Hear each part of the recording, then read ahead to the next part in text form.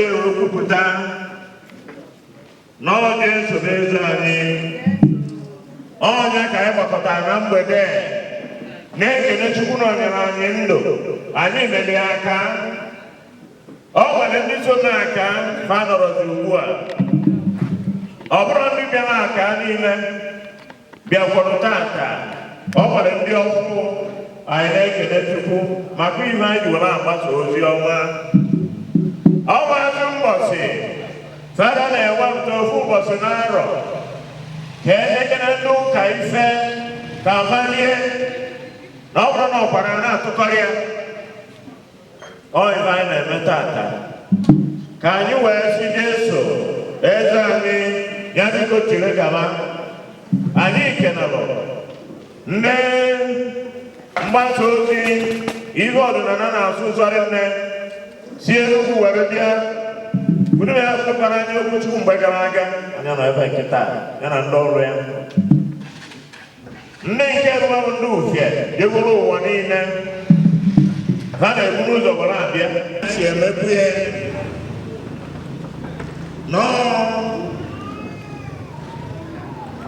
ha ekwupụta na ọ Jesu Kristi bụ eze anyị. Unu n'anya na-afụ onyonyo ya ka ọ dị, mana ụzọ mbata ebe n'ụlọ ụka ọ dị ya iji gosi na ọ bụ ya ka anyị ji mere eze. Igbo Queen! Igbo Queen! Abasienu Queen! Ndị ụka Queen! Ụmụ Igbo Queen zuo! Ọ ya dịrị anyị mma. Ọ dịgoro anyị mma maka na Chineke sị na ọ dịgoro anyị mma. Tupu unu si wee mmanụ, ọ bụ mma bụ Chief Ugochukwu Ikokwu Benjamin, onye na-agbasa ozi maka asụsụ na omenala Igbo n'ụwa niile na redio ma telivishọn. Dịka Fada si kwuo, ọ bụ anyị nwa na-ekwu ihe gbasara Igbo. Ife na-eme ebe a tata anyị ga-ewepụta ya ụwa niile na-afụ ya. Udo ntokwu ụmụazị aka ga-amụ amụ ma ndị amụta ga-afụ ihe na-eme n'ụbọchị tata n'ebe a. Fada anyị na-akwado gị maka na mgbe anyị na-ekwu n'igwe wee sị gị na ụlọ ọrụ OJI International nke na-aga ụwa niile ga-anọ ebe ala anyị, maka na ọ bụ ihe ndị a ka anyị na-akụzi na ọrụ ya bụ omenala abụghị ife arụsị.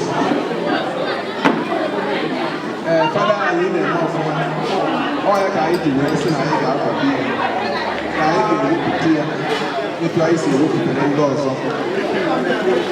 Nke a na-atụnye ya kọpa. N'ihi ya ụkwa na-ekwu n'ugbu na ihe ndị a na-eme ebe a taa unu ga na-afụ ya n'afọ a n'afọ na-abịa na-aga nche.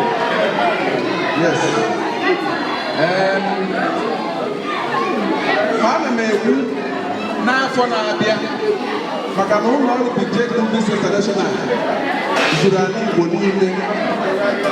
Anyị karịrị 300 people bụ ndị na-akwado ife a anyị na-ekwu. Onye sokwa na ndị mbibi maka na unu na-adị ite obi anyị hapụrụ ite ofe wee debezie n'alụsị. Anyị wee na-atụ aka na ntị na ọ bụrụ ya bụ omenala Igbo. Anyị wepụtara akwụkwọ kọwara etu ife alụsị si bido n'ụwa niile, etu o si bata n'ala Igbo, etu ife anyị si bata n'ala Igbo, igwe nzere ụzọ ihe ndị ọzọ etu ha si bido. Anyị wepụtara ya na ndị Igbo were ji na ọjị dịka ji mkpụrụ akụkụ, ọjị mkpụrụ osisi, ọjị eme ekpere.